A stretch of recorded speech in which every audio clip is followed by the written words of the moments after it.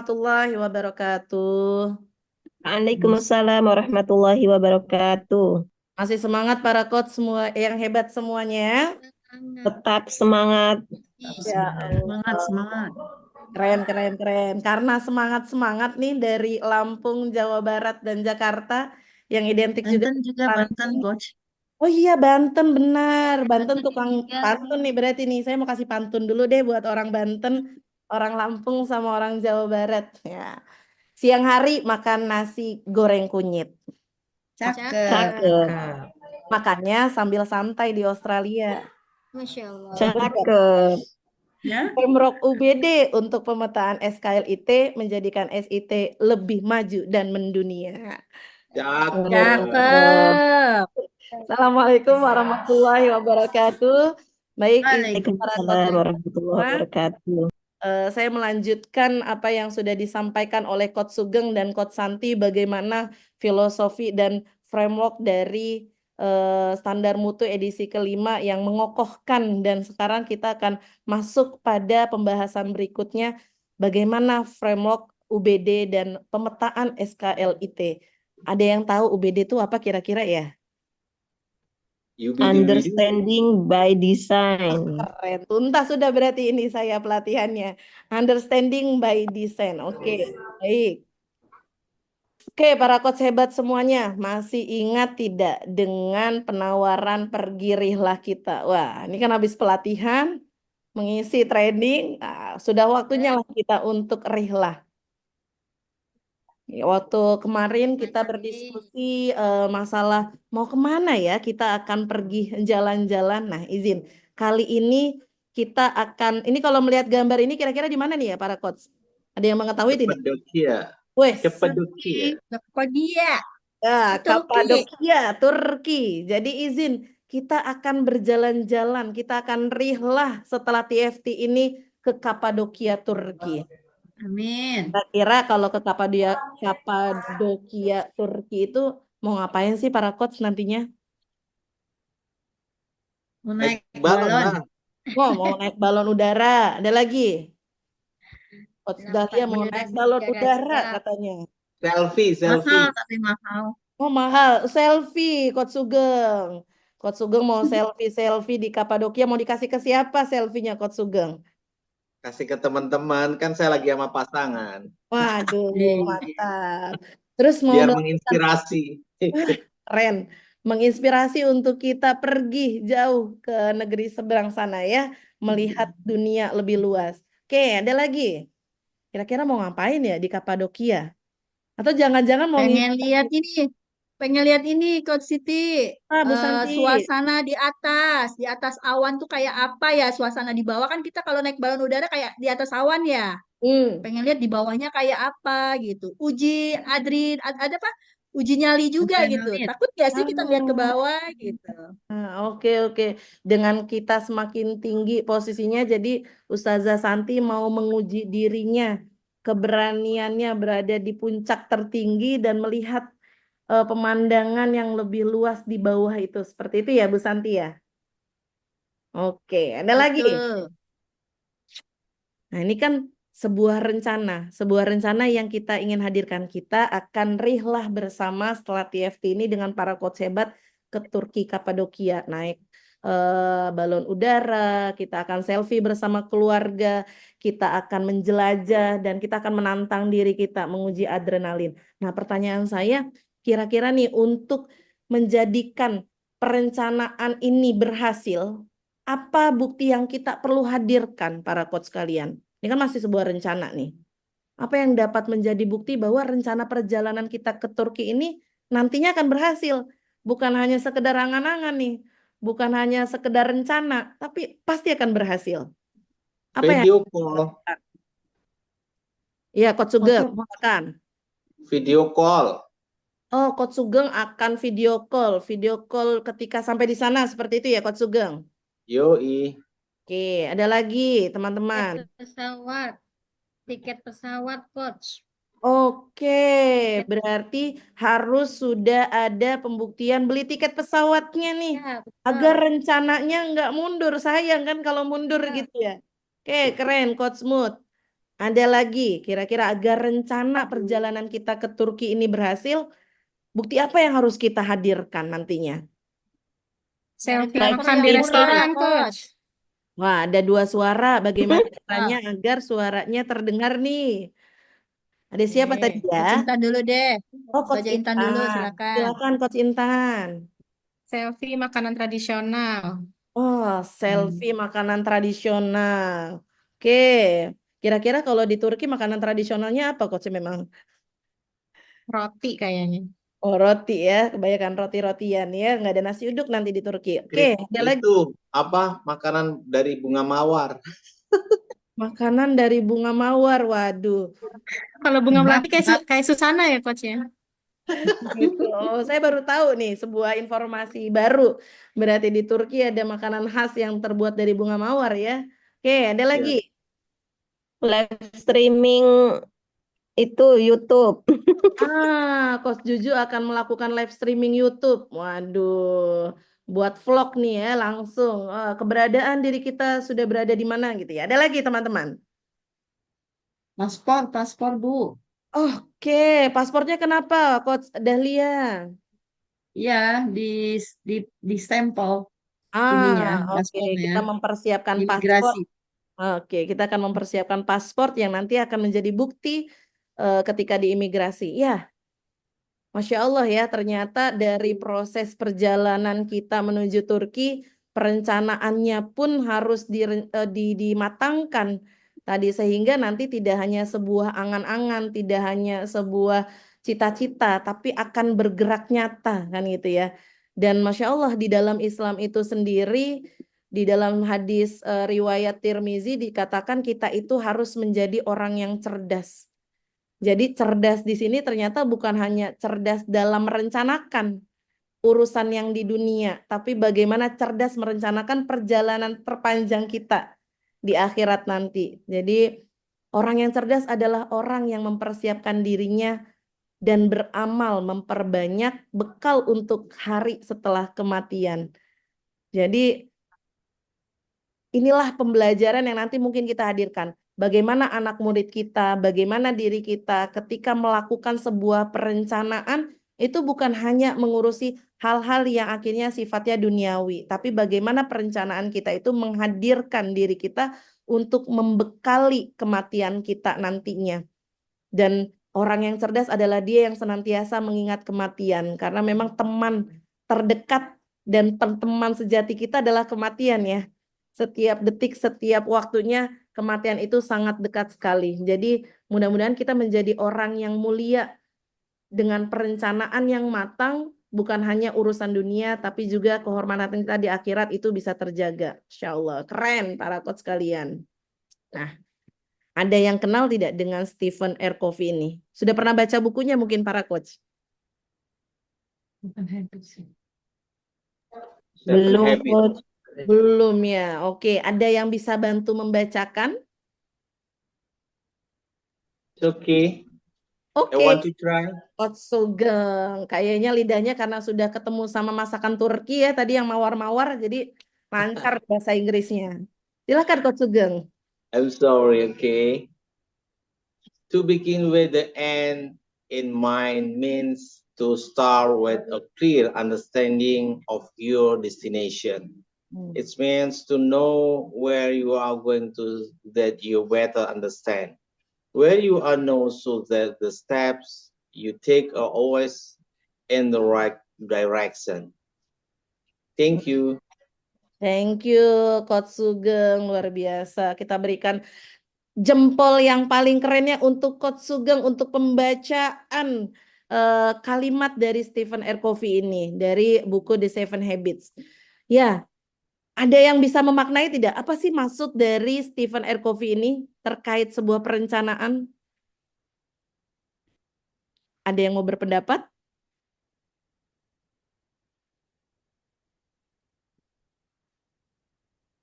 Saya coba ya. Wis, keren Coach Saya, Dahlia. Silakan Coach. Coach Dahlia. Ya, sepertinya ya. Hmm. Ini apa untuk memulai ya, apa akhir ya, tujuan akhir kita ya,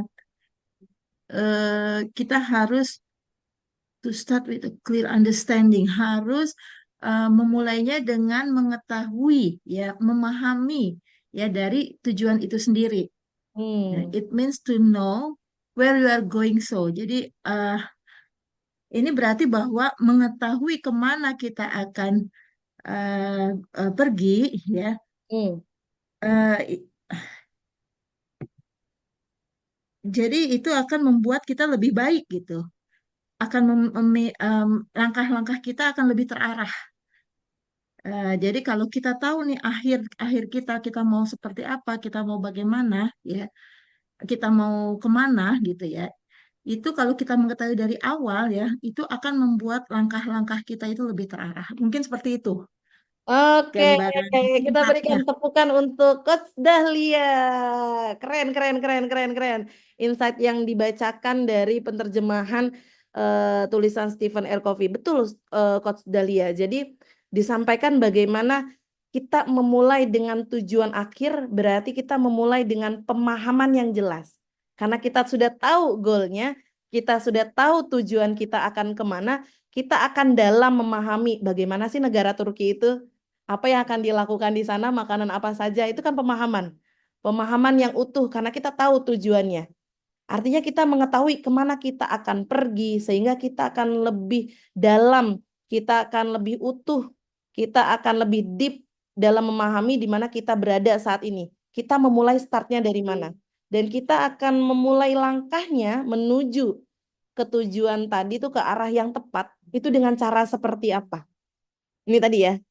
Goal kita itu kalau kita kembali ke slide sebelumnya, goal kita itu bukan hanya sekedar urusan dunia, tapi bagaimana goal kita itu, mohon maaf sebentar.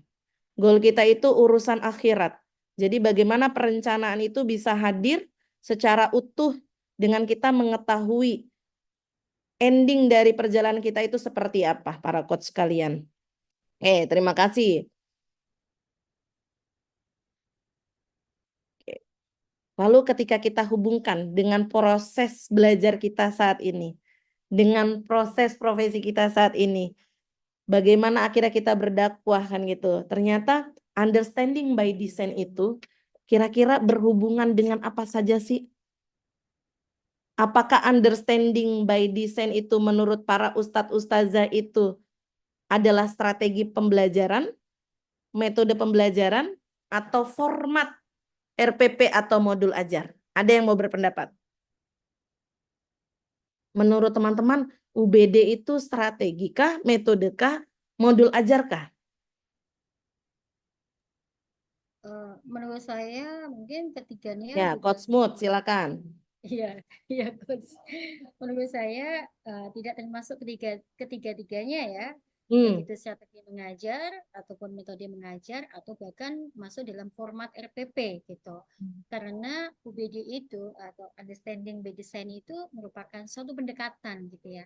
Pendekatan yang menawarkan secara sistematis lah gitu ya untuk merancang pembelajaran, kurikulum dan fokus pada pemahaman yang mendalam. Jadi bukan strategi, metode atau format RPP, tapi lebih kepada pendekatan gitu. Oke, Coach Mood keren. Jadi kalau menurut Coach Mood bukan ketiganya, karena ini sebuah pendekatan bagaimana sebuah strategi untuk pemahaman yang mendalam. Itu menurut Coach Mood. Ada yang mau berpendapat berbeda atau mungkin mau memperkuat informasi yang sudah didapatkan? Silakan. Ada? Oke. Ya, Coach Siti Oh, sepakat silakan, Coach dengan Santi. Ustazah Mutia bahwa tidak ketiganya juga kalau menurut saya. Karena understanding by design itu kita akan menentukan goals-nya apa dulu gitu. Jadi bukan strategi, bukan metode, bukan format, tapi goals-nya apa yang kita akan capai. Itu yang akan kita desain. Seperti itu, Coach. Oke, berarti understanding by design tidak ada hubungannya dengan strategi mengajar, dengan metode mengajar, dengan format mengajar, tapi bagaimana goals-nya tadi ya. Tadi apa yang disampaikan oleh Coach Santi dan Coach Mut melengkapi dan semakin dalam bagaimana sebuah kerangka perencanaan pembelajaran dengan mengutamakan pemahaman. Tadi Coach Mut menyampaikan tuh bagaimana lebih dalam kita memahaminya sebagai tujuan utama. Nah, Bu Santi menyampaikan tujuan utamanya, goals-nya apa? Itulah understanding by design. Jadi tidak berhubungan, tapi nanti dalam formatnya kita akan menyusun understanding by design ini, ya ini akan berhubungan satu sama lainnya. Oke. Jadi UBD ini adalah kerangka perencanaan pembelajaran dengan mengutamakan pemahaman yang mendalam sebagai tujuan utama. Fokus utamanya itu adalah pembuktian ketercapaian hasil belajarnya dengan cara backward design, dengan rencana yang nantinya penyusunan terbalik nih, apa nih backward design nih kan gitu, yang membedakan dengan forward design itu seperti apa kan gitu. Oke, ada yang mengetahui mungkin apa bedanya backward design dengan forward design?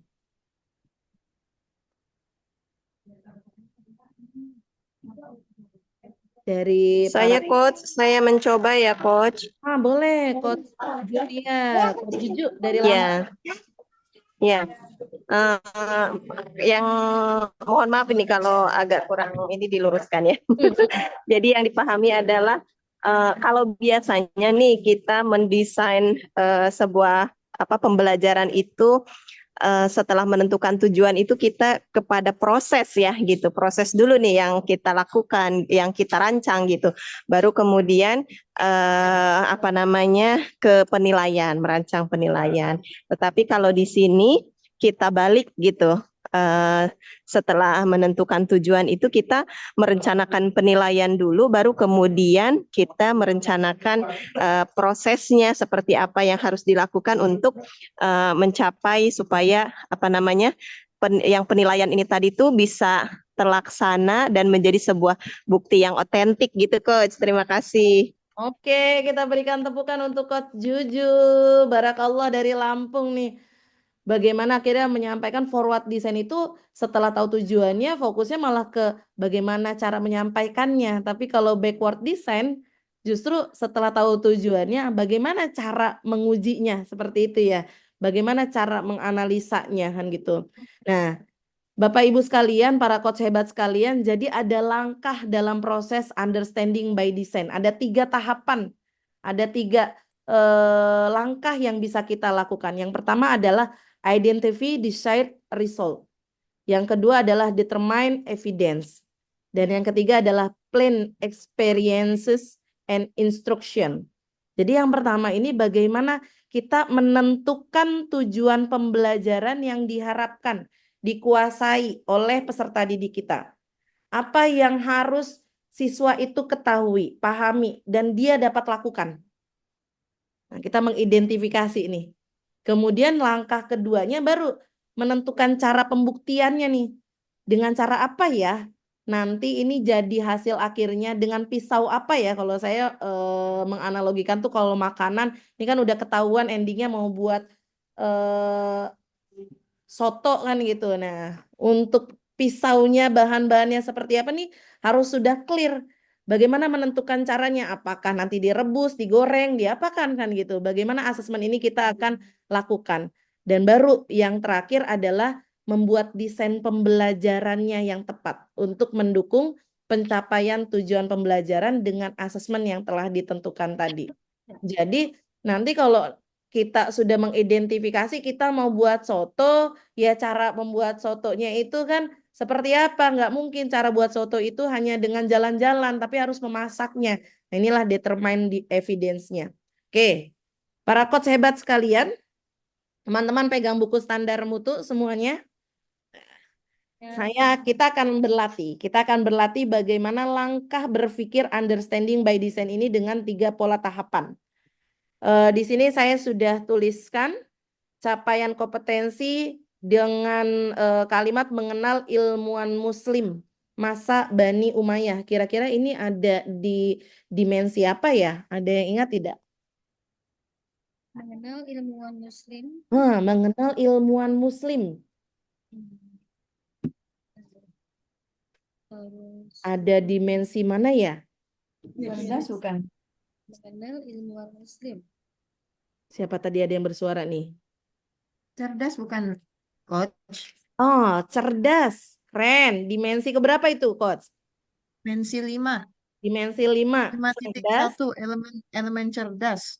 cerdas dan Cerdas bernalar, cerdas dan cerdas, bernalar bernalar kritis dan digital. kritis. Oke, elemen apa kira-kira? Tadi Elemen dimensinya cerdas. sudah ditemukan nih, cerdas dan bernalar kritis. Elemennya Elemen adalah cerdas. elemen Cerdas, cerdas. Sub elemennya adalah Elemen, Elemen elemennya elemen cerdas, bukan? ya elemennya cerdas, sub elemennya Memiliki wawasan keagamaan yang luas. keren, memiliki wawasan keagamaan yang luas, hafalan Hafalan sejarah, sejarah dan dunia bisa. Islam, ilmuwan Muslim, Islamic worldview. Keren. Bu Santi menemukannya. Ada di fase mana kira-kira ini? Mengenal ilmuwan Muslim masa Bani Umayyah. Mengenal Fase A, di akhir fase A. Di akhir fase A. Fase A itu berarti kelas 1 dan kelas 2 ya para coach hebat semuanya. Oke, kita Ya. akan merancang nih langkah 3 ini. Oke, kita sudah punya capaian kompetensinya untuk kelas 1 dan 2. Sekarang para coach saya beri kesempatan. Silakan boleh membuat coret-coretan singkat. Identify dulu. Kita mengidentifikasi kita hasil yang diinginkan dari capaian kompetensi mengenal ilmuwan Muslim itu apa kira-kira? Kemudian langkah keduanya kita akan menentukan buktinya. Bukti apa yang nanti kita ingin dapatkan dari peserta didik kelas 1-2 bahwasanya mereka mengenal ilmuwan Muslim. Dan yang langkah ketiga adalah dengan perencanaannya. Kira-kira rencana pengalaman dan instruksi seperti apa ya yang nanti akan dihadirkan dalam proses belajar di kelas kita. Oke, saya beri kesempatan sekitar 3 menit. Silakan para coach untuk merancang. rancangnya apa, Bu? Ya, berarti membuat ICK-nya, membuat CK itu Membuat tahapan 3 ini saja coach langkah. Yang pertama mengidentifikasi hasil yang diinginkan dari capaian kompetensi ini. Nah, itu apa?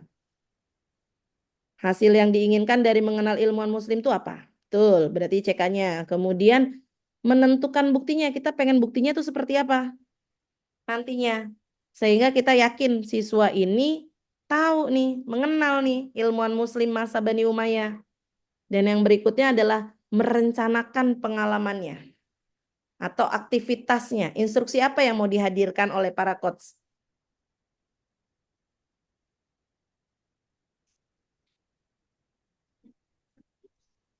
Tiga langkah ini yang nanti kita hadirkan.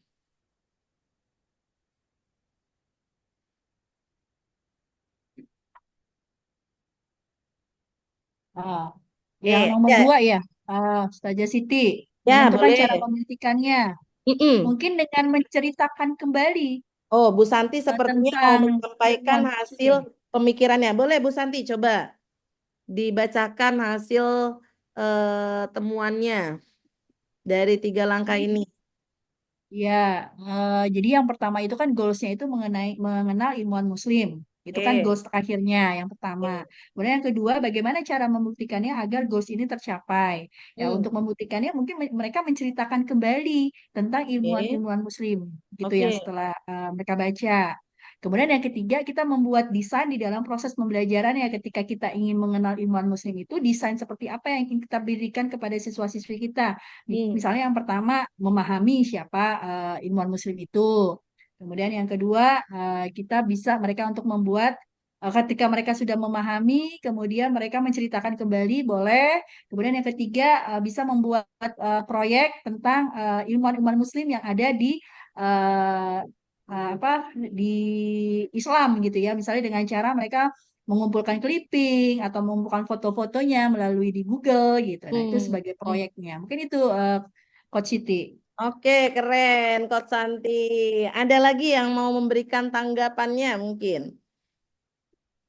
Mungkin caranya berbeda. Wah, Coach Siti Juriyah, Coach Juju memberikan jempolnya yang paling keren untuk Coach Santi. Atau Coach Juju juga mau berpendapat? Suaranya kurang jelas, Coach, mohon izin. Oh iya, silakan. Mohon maaf. Siapa tuh? Oh, Coach Liz. Sayakah suaranya yang kurang jelas, teman-teman? Jelas, Coach. Saya Oke, aman. jelas. Ya. Baik. Tadi Coach Santi menyampaikan identifikasi hasil belajar yang diinginkannya ya tadi kan ya. Bagaimana peserta didik kita itu bisa memahami ilmuwan pada masa Bani Umayyah kan gitu ya. Apa hasil nyata yang diharapkan atau dimilikinya? Apa ide utama yang akan dipelajari oleh para muridnya? Apa yang seharusnya dapat diyakini? Nah, goals yang ingin dihadirkan oleh Bu Santi dari capaian kompetensi yang tadi sudah dicantumkan adalah bagaimana siswa nanti dapat menjelaskan seperti itu ya Bu Santi.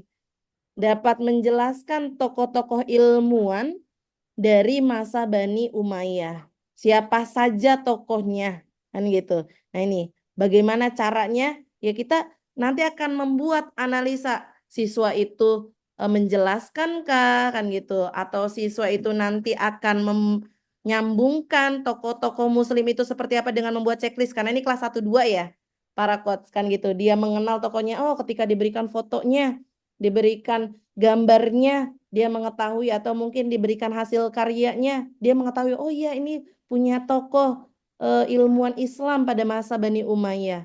Seperti itu. Dan dengan cara apa? Tadi Bu Santi menyampaikan akan menjelaskan, akan memberikan banyak kisah, kan seperti itu. Atau mungkin akan memberikan secara bertahap tokohnya. Tadi kalau saya tangkap. Ya inilah yang akhirnya jadi pemikiran understanding by design. Tiga langkah tersebut itu senantiasa diukur. Jadi kita tahu tujuannya mau kemana, kita ingin buktikan ke siswa dengan cara apa, dan endingnya kita akan melakukan strategi agar sampai siswa kita itu pada tujuan tersebut. Walau alam bisawab para coach hebat sekalian, jadi inilah menariknya ya, understanding by design dengan forward design, backward design dengan forward design ternyata hal yang berbeda, namun kita sekarang sedang belajar bagaimana akhirnya menentukan tujuan terlebih dahulu dan membuktikannya. Ada yang mau disampaikan para coach sekalian atau mungkin mau didiskusikan? Silakan.